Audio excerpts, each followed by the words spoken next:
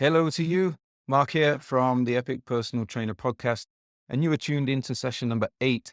And today I'm going to be talking about if you really need to be certified to work as a personal trainer. So, should you be certified to work as a personal trainer? Well, the quick answer actually is no. No, you don't. Let me explain. Depending on what country you live in, there might be some different rules. So you need to check with those rules and what they are for that specific place where you want to work. But for most of the places that I'm aware of, it's not actually a legal requirement for you to have any certification to work as a personal trainer. Now, different question is, do I recommend you get yourself certified? And yes, I do. I think that every trainer should have some form of certification, no matter what country you live in and no matter what rules that they have. So, first off, if we look at countries like the US or the UK, then legally you don't need to be certified to be a trainer. But it is a very good idea for you to be certified. And there's a couple of reasons for this. In those countries, they have a very litigious culture where if anything goes wrong, your ex-client will generally blame you as the trainer and sue you for all kinds of different damages and injury, loss of earnings, and anything else they think they can get away with. So if you are a trainer with no certification, you are potentially screwed. One thing that can help you protect against a person taking everything you have, and by everything I mean your house if you have one, your savings, your kids' future, everything. The one thing that can save you and kind of protect you from that is insurance. So, what do you think you need to be able to purchase insurance? That's right, a certification, and a valid one at that. So in these countries, it is really important to have a certification. And also, it's really important to keep those certs up to date because without it, your insurance will become void. So it doesn't matter, as well if you're freelance or employed in a gym. In fact, to reduce their liability, most gyms will only employ trainers with a certification or freelancers if they have a certification and insurance. So employees will be covered by the gym's own insurance, but gyms almost always demand that you have your own if you are a freelance trainer.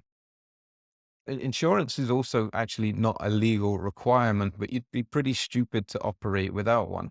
So it's a really big risk that you're taking if you don't have that certification and therefore the insurance. But rules are different everywhere and things do differ. So now where I am in Bangalore, you don't need to be a certified trainer to work as a personal trainer, just the same as these other countries. But also here, there's not this kind of culture of suing people. So it is just a different kind of mindset here when it comes to that kind of thing. And it's something that trainers here don't really have to worry about to the same extent. But I still recommend that you get yourself certified and have insurance just to be safe. So let's get on with some other reasons apart from insurance, which is a really, really big and important one. Now, just to give you an example, if you wanted to work at Invictus, like a lot of gyms, we always want to have certified trainers for a couple of different reasons. One, it looks good to our members. We don't want to lie to our members. So by saying that all our trainers are certified and actually having them certified is really important to us. A lot of gyms will say it, but then their trainers won't actually be it. Now, the reason we want people to be certified is not actually because, you know, it shows that you're a better trainer. And this is where the gray area comes when people ask the question of, do you need a certification? Because people want to know if it's going to actually make them better or not. So, a certification definitely does not automatically make you a better trainer. It might give you better knowledge, but there's far more that goes into being a trainer than just knowledge. So it's not going to make you necessarily better than somebody that's not certified. So it does not make you better at your job necessarily.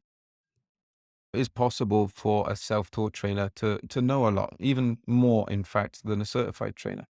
But the thing is, as an employer, Invictus, we like to see people certified because it shows that a trainer takes their profession seriously. You could learn all this stuff on your own, but there's no way of showing that. So by taking a certification, it shows that a trainer or shows that you takes learning seriously and that you're willing to invest money in yourselves, in your personal development and your career. So it goes a long way to show us about what kind of person you are and how you value yourself and your place within the fitness industry. We put a lot of value on trainers that have a learning mindset, and a certification is a great way that you can show this. So you don't need a certification legally, but it is a very good idea to have one, and it'll be a very beneficial thing to have one. Having a certification as well, it does give you another reason to be able to charge more for your services, because you have shown to a potential client that you have taken the time to learn, you have invested money in yourself, and that is going to make you seem more valuable in their eyes. Now, all the theory and learning of a certification is great, but it doesn't always help you on a practical level for what you really need to apply in real life with an actual client.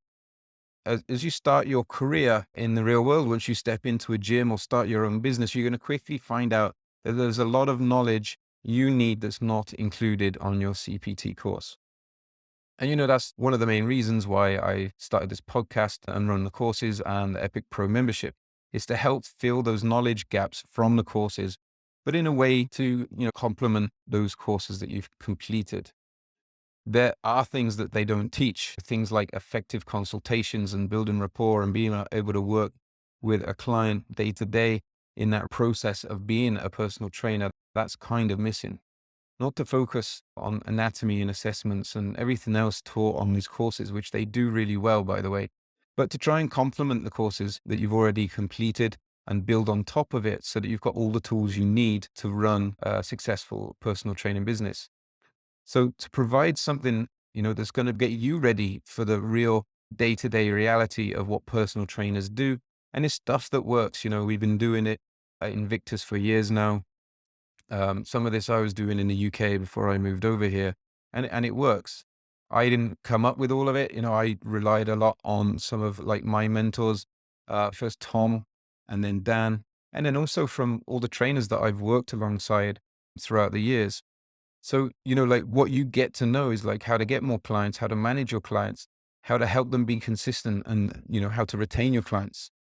A couple of issues I have with some of the courses are quite common, you know, that there's no practical modules or assessments. So all that theory is great, but when there's no practical, I mean, it's a job that's kind of 90% practical. The other problem I see more recently as well, courses these days all trying to sell their course based on how fast they can get you certified. Now, if you're going to learn something and learn it properly so that you can go out into the world and deliver personal training, and you're doing a course that says, you can do it in 1 week and you'll be ready to be a proper personal trainer, well, that's not really going to be serving you or your clients that well. If just a certification is all that you want, then, that's a path you can go down. But if you actually want to learn so you can really serve your clients, then you're going to need something that's a bit more in depth. You really can't learn all this stuff in a week or two. It's just impossible. When I first started out as a trainer, there was an intensive course that was being held at the gym where I was working. These students would come in 9 a.m. to 5 p.m. every single day, and that would take around 6 to 8 weeks to complete. It was in a gym that used to be called FitSpace in Bournemouth in the UK. Now, the trainers that would come off this course wouldn't always be that great. Yes, they've passed their assessment, but they'd never dealt with an actual client before. So, they didn't know what to do when they got into the gym. They don't have a process in place. Their customer journey, if you like, to give a great experience and to be able to consistently deliver on results, all of that stuff is missing. It's not taught on courses. There is a lot of training that they need to go through to be able to do the job right. And they find that out when they start in a gym. Now, back then, there was the largest agency for personal trainers in the UK, which was called Fitness Agents. At the time, they would make all new personal trainers throughout the UK attend a 3-day course to help them fill that knowledge gap. And, we had to pay for it. It would cost more than £300, if I remember right, which is like roughly 30K. Oh, and we had to go all the way to London to do that. Now, let's say you decided you do want to go down the certification route. People often ask, which course should I take? And there are so many out there now. I don't know even a small fraction of them anymore. There's new ones popping up all the time. Every time we do an interview, there's another applicant with a certificate from some new academy. I would always suggest you go with something that's recognized. Some of the big players like Active IQ, you've got ACE, MCA, NASM, ISSA, ACSM, something similar. Those are pretty much recognized the world over. But if you're asking me which one specifically, well, they do all have slightly different sort of slants to them. They do have slightly different approaches, but the basics are kind of the same. And when we interview trainers at the gym, and all of these trainers are certified by the time they sit down and do a face-to-face interview. But, we've had really terrible applicants that are graduates from all these courses. And we've also had really good applicants that are graduates from all of these courses. So the course in and of itself is obviously not really the deciding factor. It's down to the trainer. It's the trainer's personality. It's their attitude. It's their approach as a person and what kind of person they are. The fact that they care about their clients and the gym culture that they've developed in, the environment that they've developed in with first starting out going to a gym or playing in sports and getting into the industry in the position that they are now. And, part of that story is also down to the mentors that they have and the people that have taught the specific courses that they've enrolled in. So, like I said, we've hired some great trainers who are great people in Bangalore, specifically from Geeta's R8 Fitness Academy. She focuses on ACE prep course. We have also hired some that are graduates from Proton Fitness, run by Gautam Sangappa, who also does ACSM. So if you're not in Bangalore or not even in India listening to this, take a look at what's around and check either who created the course or who's teaching the course if you're doing it in person. You want to make sure you've got a good mentor, a good tutor that's going to help make sure that you can get the most out of the course. So, that's my 2 cents. That's my opinion based on years in the industry in 2 countries. And I don't even know how many interviews and CVs and stuff that we've looked at.